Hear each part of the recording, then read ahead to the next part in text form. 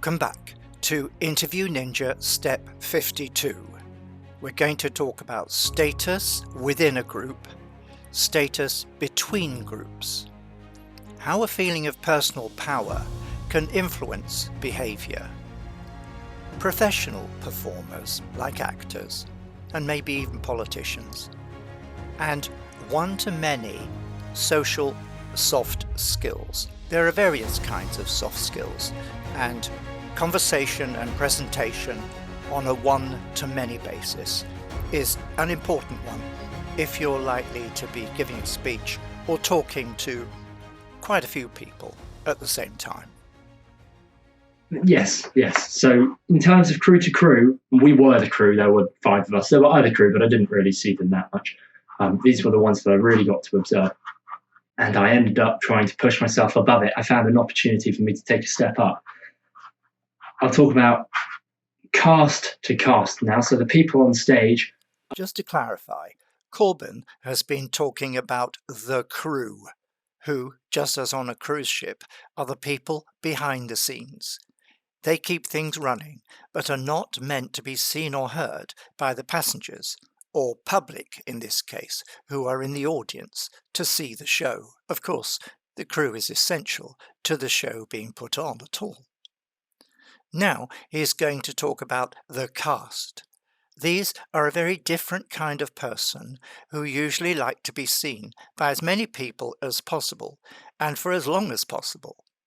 They can sometimes be very competitive with each other. They have great social skills, as influencing the thoughts and feelings of the audience is their chosen profession.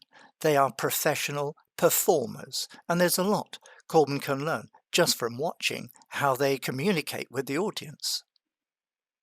Being an actor uses the one-to-many soft skill set. And what's different about actors is they have to be able to adopt different personalities themselves and project at an emotional level to influence people. When you're in business, you might be talking to a large audience and wanting to communicate facts and opinions to them and build trust with them, which is another kind of one-to-many soft skill. Next time you watch television, whether it's a drama or a thriller or a news program or an interview program, think about what kind of conversational soft skills people are using. Are they using one-to-many, one-to-one, or one-to-a-few? And make a few notes about what makes them good at it, and indeed what makes some people rather bad at it. The main actors, because in the pantomime you have the 2 regulars who come back and do it every year, and they're famous in Bath, but nowhere else really. I mean, they've done, like, you might know the show EastEnders, which is a British drama. It's very popular, but some of them, these 2 guys, I think one of them had a slightly major role in that, and the other one is like a weatherman or something, but they're famous in Bath now for doing the pantomime for however many years. God, has it been? I haven't even got through point number 2. We've got like 10. Hey, have I been 14 minutes? Not far off. Keep going. I will keep going, but that's weird. I'm here. I'm kind of halfway between point 1 and point 1.2. Okay, well, I'm going to go away for 5 minutes because I want it to be quality. I don't want it to be rushed. I want it to be quality. I'm going to measure you not on achieving the task. Well, the success is from the learning and doing it in a quality way. I'm trying to. The task and ending the task is not significant. It's using those styles. It's pitching. It's performing.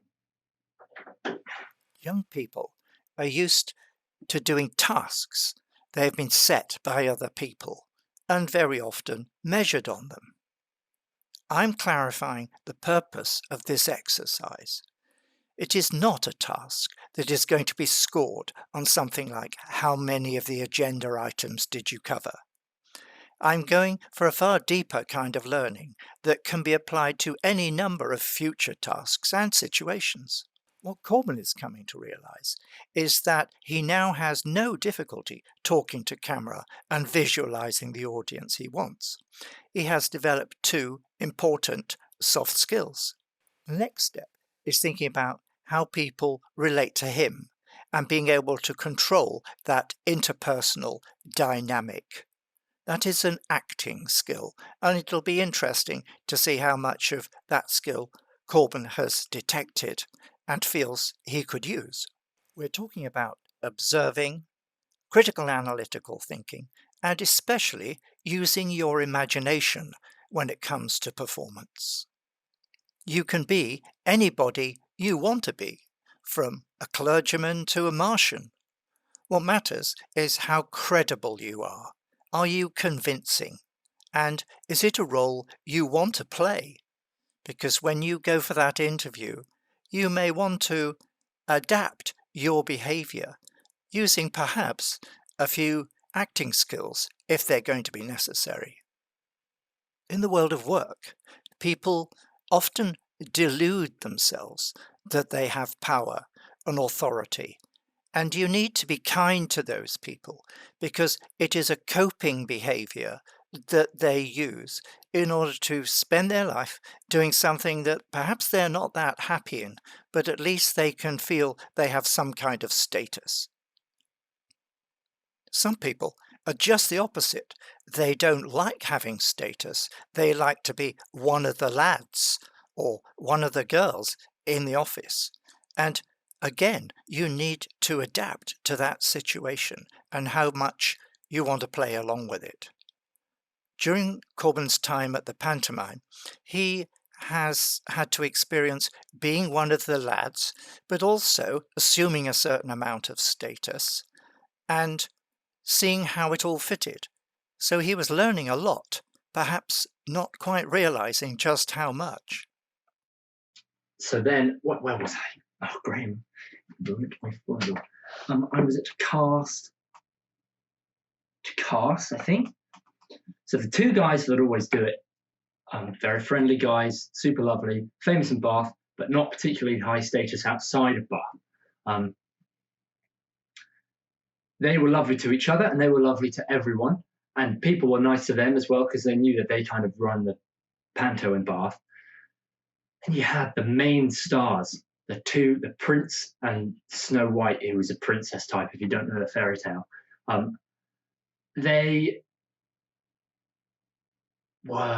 They came from somewhere else. They'd been successful in other bigger musicals than this. So they were pretty up themselves and kind of, in terms of status, were up here when they thought the rest of us were down here. And to be fair, we were down here because we're not the stars of the show, but they treated us like it. They were nice people, and if they're watching, which I'm sure they're not, because I don't even know if they know what my name is, but if they are, you were lovely. So basically, they were lovely to the high rolling actors, but the kind of the smaller parts, they were very dismissive of. And my cast to crew, which is how they interacted with us, and especially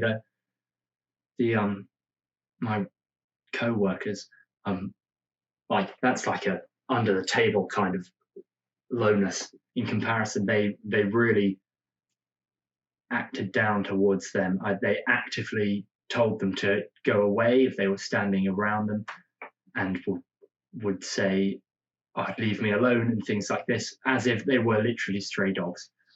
Which was, I managed to actually avoid that. I think I was the only one that they invited me out for meals with just them, which was nice.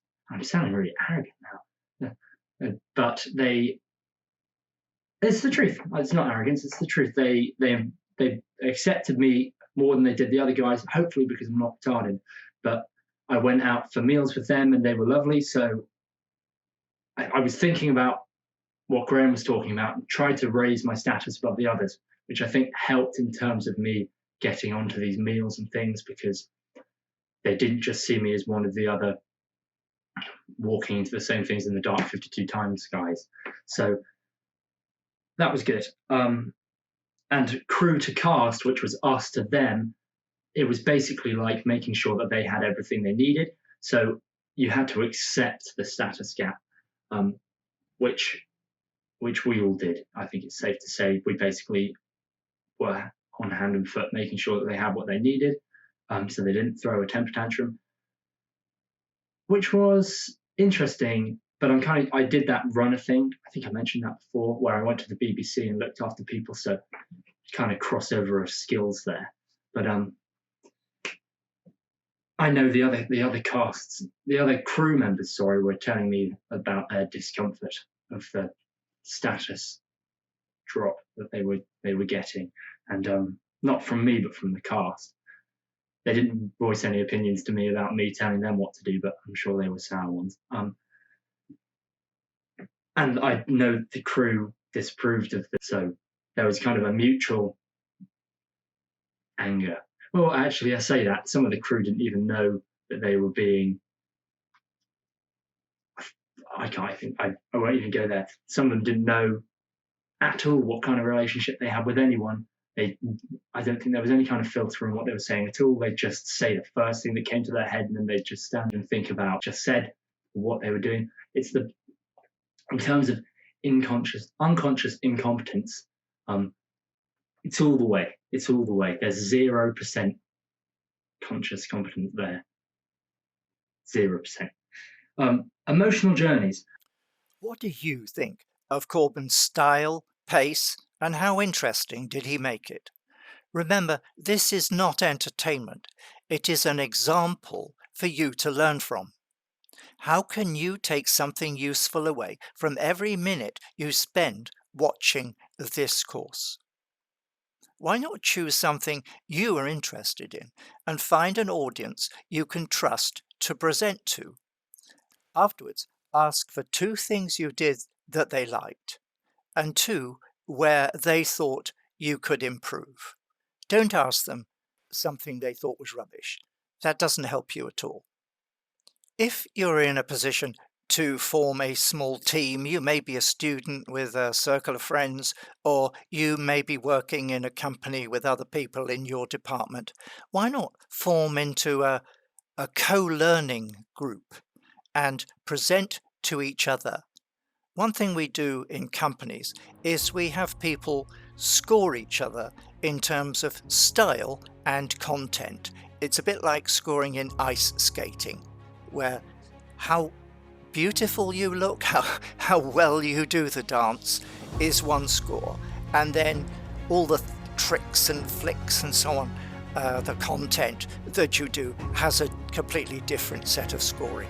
And you can learn a lot from those 2 types of score, and where you're strong and where you can be better. In step 53, we're going to continue with this presentation that Corben's done, and then analyze it and see how he feels about his own progress. Because you learn most from using critical analytical thinking on your own progress.